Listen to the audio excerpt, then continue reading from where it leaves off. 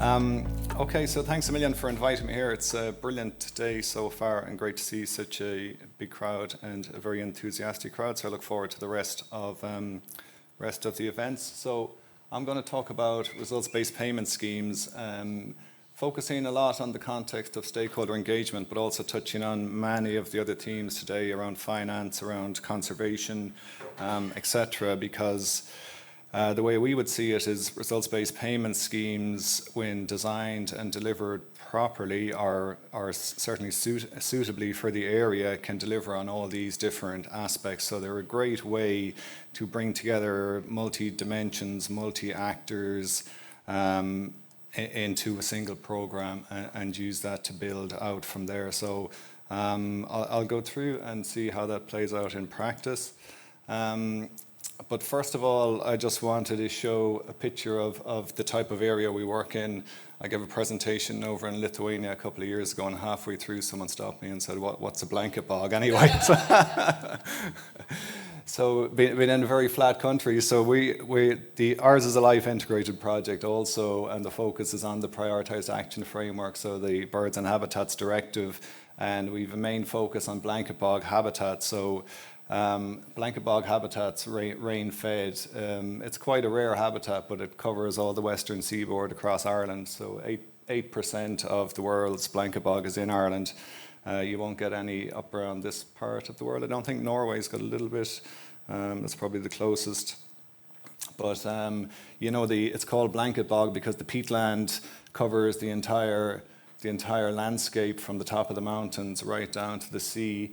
And I guess it's a mosaic of habitats where you'll have wet and dry heaths on the slopes, etc. Blanket bog on the flat areas. So it only occurs in areas with high levels of rainfall, over 1,200 millimeters of rain per year. And where this picture is taken in the Delphi Valley, they get about 2.5 meters of rainfall a year, just coming off the Atlantic and hits the mountains, and whoosh, away you go.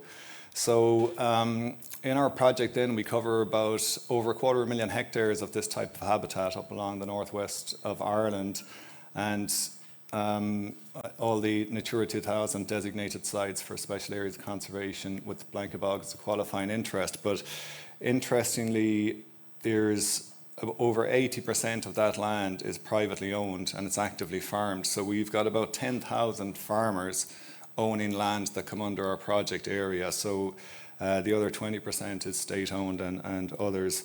So when we were starting the project to look at, well, how do you improve the conservation status of blanket bog habitat, we decided we'd go after the privately owned lands, and we put the farmers at the centre of the project, because I've seen too many projects over the years that work on state lands and you've got one kind of owner to work with, and it makes things a lot easier in terms of engagement, in terms of getting things done, making decisions.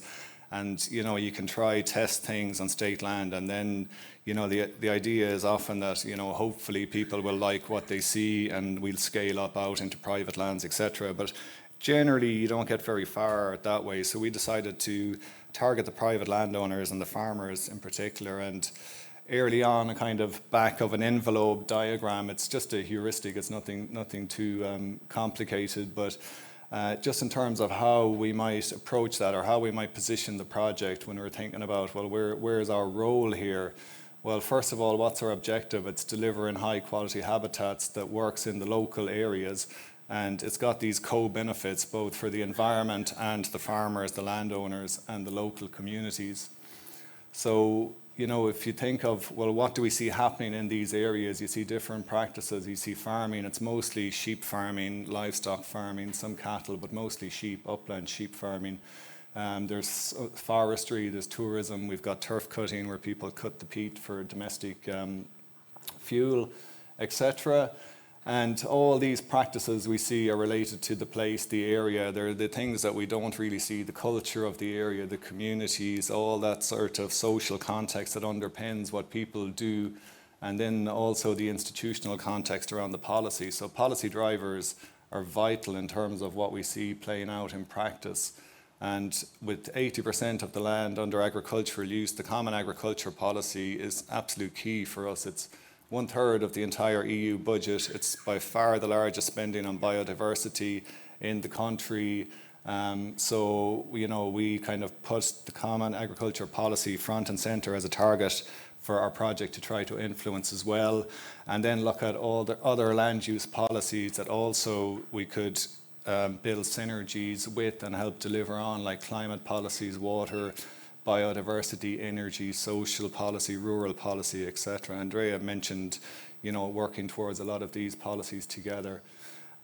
So how do we do that then, bringing together all these different policies that work for a different area? Well, thankfully we weren't working from scratch, and we've got 30 years or so experience with agri-environment schemes and results-based payment schemes in Ireland. So we were able to, we know from innovation studies, anybody who looks at that all the most successful innovations are ones that come and build on what's there before. So it's often about taking what we already know, tweaking it, bringing it to new audiences, new context, fitting it in with the bigger picture, etc., rather than trying to design something from scratch. So we've built on a lot of successful projects from the Burn Life through the Burn Programme and some EIPs, Pearl Mussel, Hin Harrier, etc. So we know what works in the areas in terms of having clearly defined objectives, indicators, supporting farmers, having the autonomy and flexibility for farmers to farm as they would like and also farm for nature at the same time. And this integration with policy, of course, it needs to be compatible so we don't have tension between different policies, which often happens. You've got a water policy that's incentivizing one set of behaviours. You've got an agriculture policy incentivizing a different set of behaviours, a biodiversity policy incentivizing something else.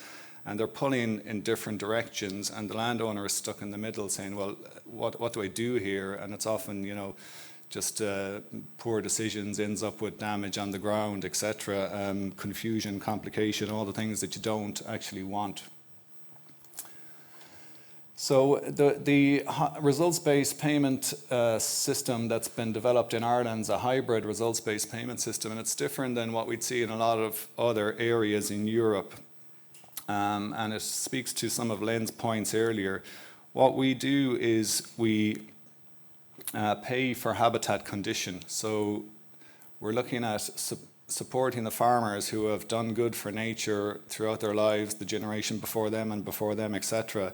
And we're paying for good quality habitat conditions. So you're rewarding the farmers that have done well. You're not just rewarding the people who have damaged land and paying them to improve it.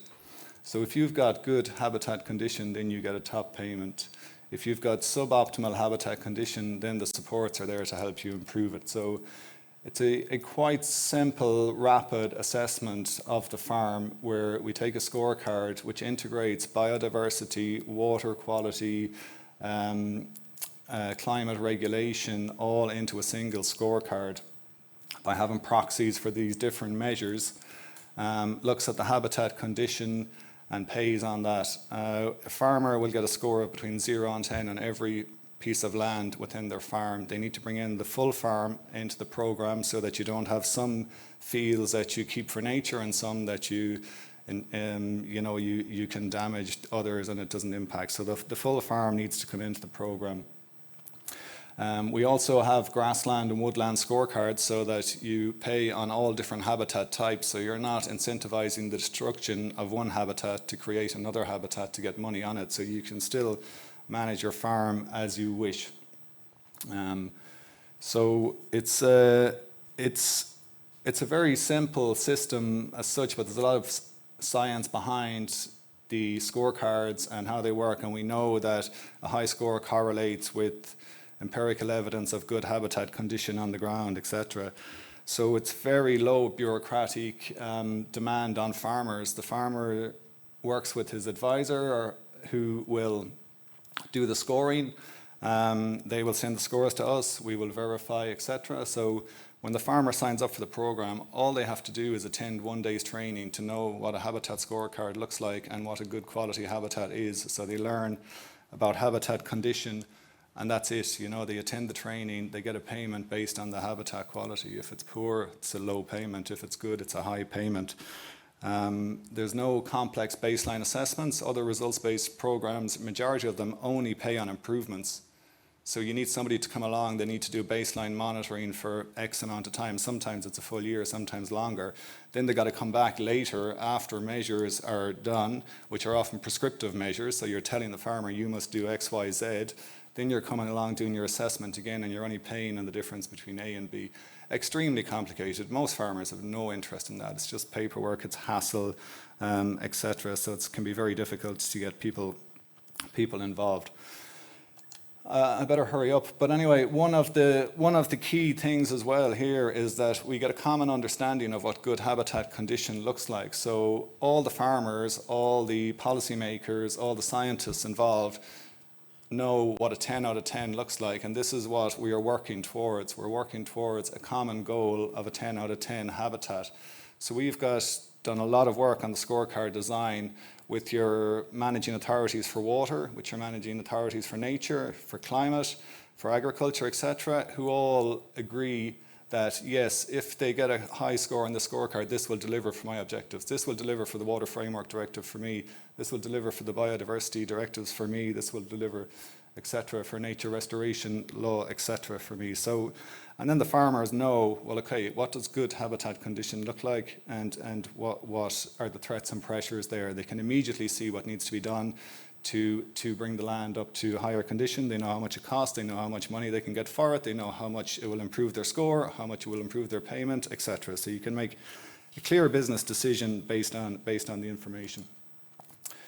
We implemented the results-based payment scheme at the landscape scale, so we bring in the entire SAC plus contiguous habitat.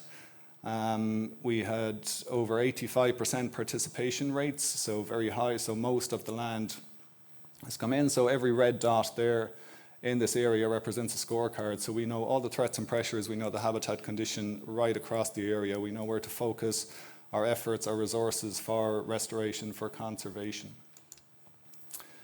And we can make nice, cool maps. We see, this is just showing good and poor habitat quality, but obviously you can take out any indicator off the scorecard and you can look at, okay, where is invasive species? Where did the scorecard record invasive species? Where is bare peat? Where is artificial drainage?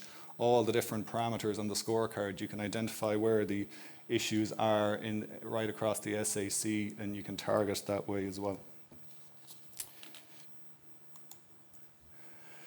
So we ran a pilot results-based payment scheme in 2021-2022. In our original project design, it was designed for 24 to 29, a 5-year scheme, but we were looking at the CAP cycles, and the next CAP strategic plan was due in 2023. So we pulled the whole results-based right back to day one. So I started my job in February 2021, and by July of that year, we had 167 farmers enrolled in a results-based payment scheme, scorecards, information booklets, terms, conditions, everything up and running within 6 months of the project getting started. By year 2, we had 823 farmers in. So we spent an enormous amount of time out on the ground with farmers. One interesting strategy that we employed was in our grant agreement also, they had identified some SACs that they recommended we should target for results-based payment schemes. And the rationale for targeting those SACs is because there were few farmers in the area and they were very easy to work with. So we thought, well, this is no good, because if we work with the easy farmers in the low-hanging fruit, and then we go to Department of Agriculture and others to say, oh, look, we've got a great scheme, you should scale this up, they will just say, oh yeah, but it'll work there, sure, anything will work there, they're easy. So we made the opposite decision, and we went for the most difficult place in the country to work, where there's very vocal, active farmers, loads of farm politics, loads of issues, very contentious area, but a great area to work with, because that the farmers will tell you straight out if they like it or if they don't. And we knew that others knew that if we get it to work in this area, it'll work anywhere across the entire country. So that's what we done. We had 50 farmer information events, one-on-one meetings with farmers, group meetings, public meetings with different farmer groups, etc. Over 600 people attending those. There was some hot and heavy meetings, I must say now. We took a fair bit of abuse along the way. There was some hard questions, etc. Mostly due to lack of trust and lack of understanding. I mean, farmers have had their land designated without consultation at all. They got a letter in the post in the late 90s to say your land is now an SAC and here's the restrictions on it, you know, so there's a lot of bad feeling there from legacy issues. But we ended up with, you know, over 85%. I would say we spent as much time with the 15% of farmers who didn't join the scheme, or probably more time with those than we did with the 85 who were in, because oftentimes it's the bigger farmers, the ones who weren't interested in the environmental side, who would see that as a threat to their livelihoods, who didn't join the scheme. So we spent a lot of time with those farmers explaining what we were doing, trying to bring them along. And, you know, they still turn up to meetings. Some of them have joined, not all of them, in subsequent activities in the project, etc. So, you know, we still work on that to develop a system that works for everybody, not just 85% of farmers. It needs to work for everybody on the ground. We train farm advisors, so there's a very well-developed farm advisory system in Ireland. The advisors do the scoring for the farmers. They can also then advise them on how to improve their habitat conditions, so they're a very key intermediary in the whole thing. Every farmer had to attend training, so we had 98-99% attendance. We held lots of workshops for public servants and others in the development, scorecard design, and again to bring all the different policies together and the different people responsible for different policies to get buy-in along there. Lots of cross-sector collaboration events, dissemination workshops, etc. So we ended up having 63,000 hectares of land surveyed, paid over 3 million directly to farmers and funded over 100 restoration actions. And one of the key things is this network of demonstration farms, because farmers want to see restoration done on land that looks like their land by farmers who look like them, who can speak the same language. So when we talk about re-wetting, it scares the life out of farmers, but okay, now we're calling it water table management and all sorts of other things to stay away. Language is very important, but oftentimes it's a small timber dam that might be 6 inches high, you know, 150 mil high or whatever, and you know, we get pioneer farmers will do some water table management. We bring bus loads of other farmers to come and look, and they often think, you know, is that all it is? What's all this stuff in the media about scaremongering, etc., you know?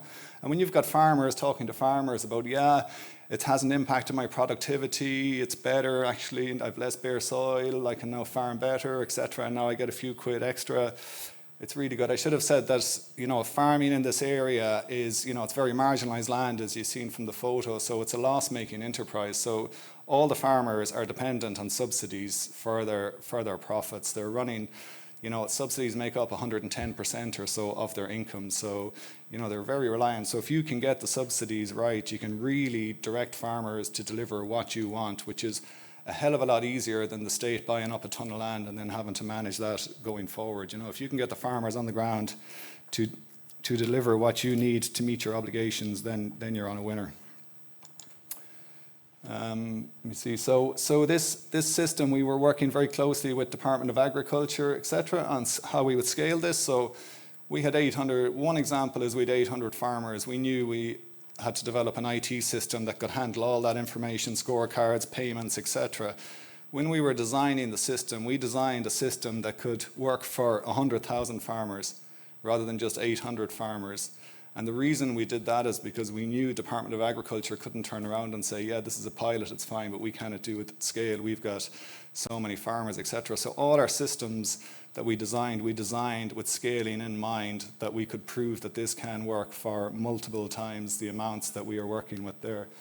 So now in the CAP strategic plan, we've got this results-based payment system covering around 85 or 90% of the Natura 2000 areas, including all our project sites in the northwest. We've got 8 locally led teams that run these cooperation projects, they're called. It's for people that know the CAP regulations. It's funded under 3 different articles. It's the ACM, NPIs and cooperation articles. But now at the national scale, we have an implementation mechanism for conservation measures, restoration actions. We have 20,000 farmers here, all getting payments for habitat quality for the first time ever, all understanding what good condition looks like, what needs to be done to improve condition, etc. So it's a massive opportunity to deliver restoration, but all it is one tool in the toolbox. You need to be able to capitalize on that and deliver on that. You can't just sit back and say everything is sorted now.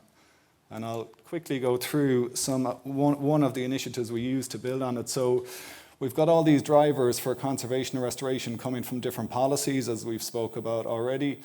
And then we've got drivers from landowners who are now getting payments for ecosystem services. So now landowners are looking to do conservation restoration, which responds to the policy drivers.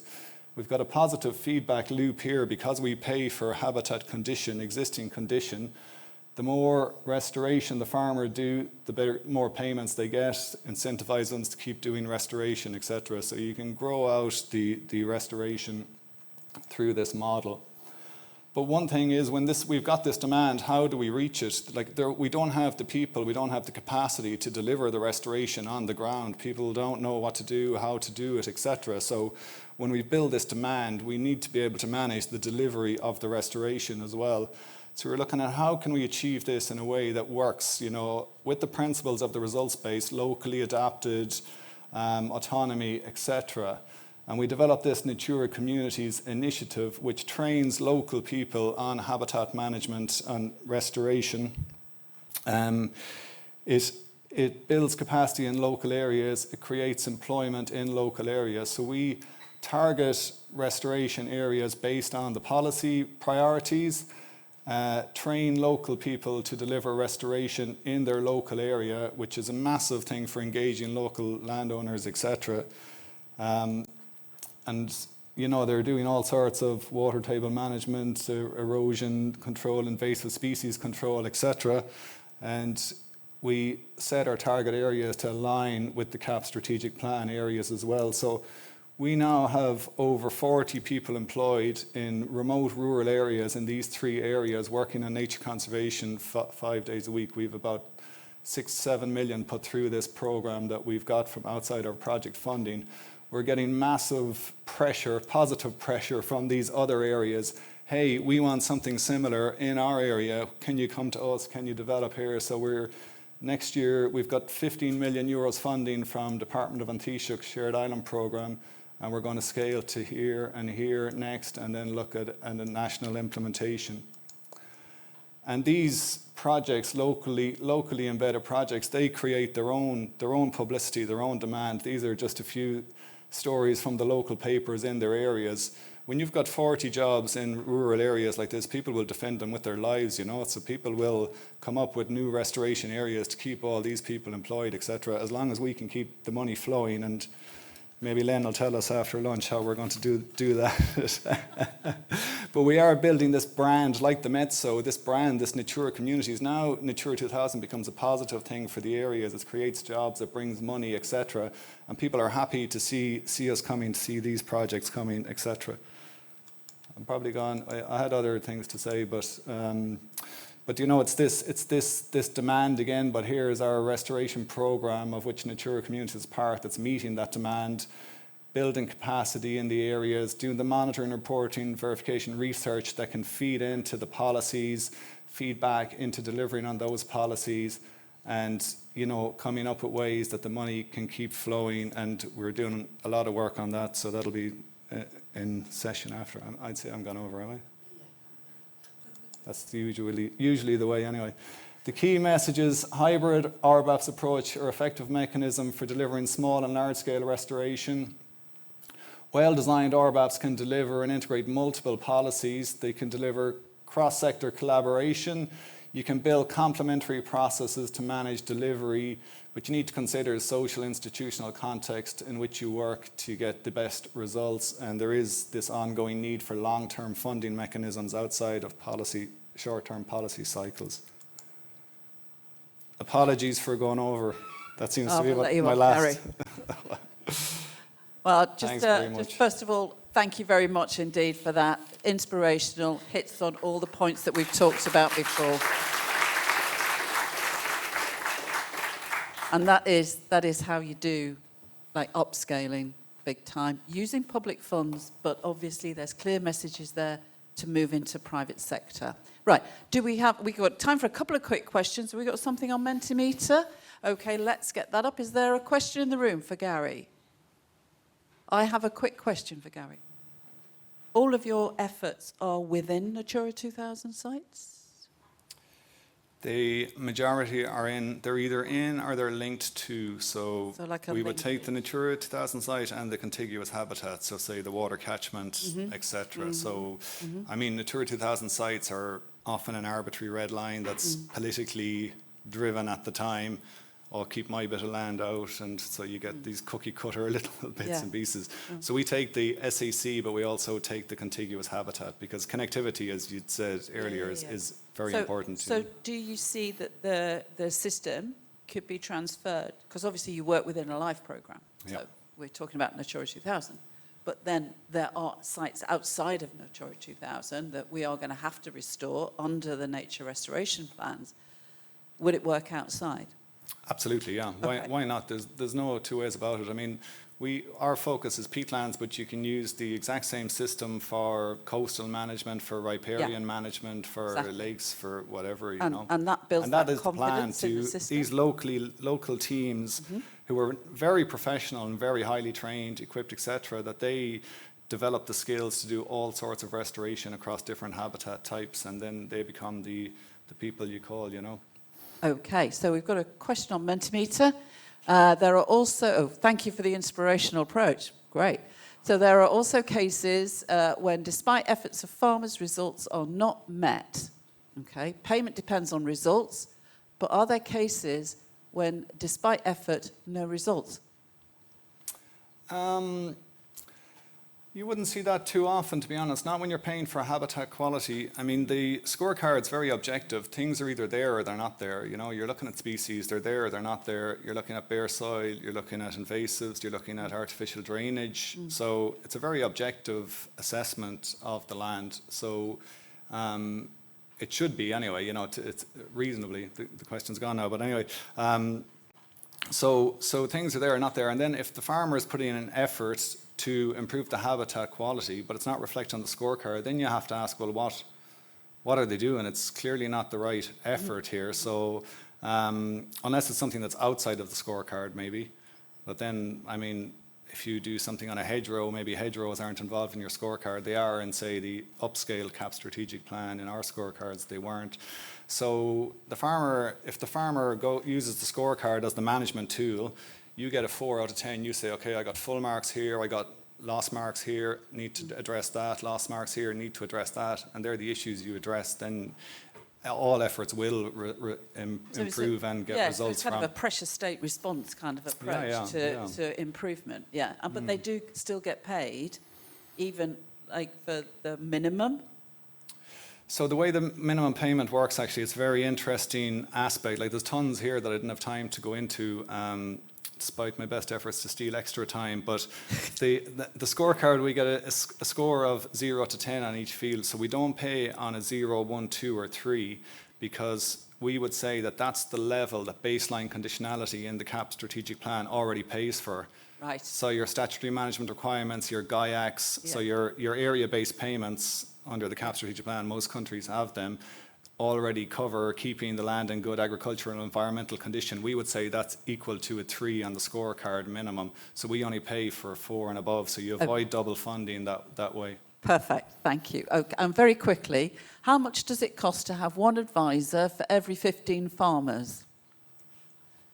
Because you've got 823 farmers and 52. Somebody's done the maths. Okay. Somebody's done the maths, but you'll have to go back to your notepad again, because there's not an equal spread. Some advisors might have 200 clients, some advisors might have 2 clients, etc. But we pay based on a flat rate payment for coming to the farm, so a call-out fee or whatever you might have if someone comes to fix your dishwasher, for example. Then we pay per plot, so you might have 10 fields, you might have 20 fields, you might have 5 fields, so there's, you know, a couple of euro per plot, and then we pay per hectare. So, you know, the advisor comes and you come in and you walk a W across the field, and that's how you score. So you're not, you know, it's pretty rapid, and once, you know, we would say that a 12-year-old can use the scorecard with a half an hour's training. That's the level we're talking at. It has to be very intuitive, very easy. You bring a farmer out onto their farm, after 10 minutes, you could let them off and they'd score their own farm. They can pick it up straight away, so it's very straightforward. So flat rate plus payment per hectare plus payment per plot, and that's what we pay the advisors. So. And they Okay. complain we don't pay them enough. I mean, that's the Of biggest course they complaint. do. Of course Yeah. they do, yeah. Yeah, right. And we're going to have to leave it there. I'm sure there are many, many more questions that everybody has for Gary. He's around for the rest of the day. Please talk to him, and I'm sure he'll be more than pleased to answer your questions.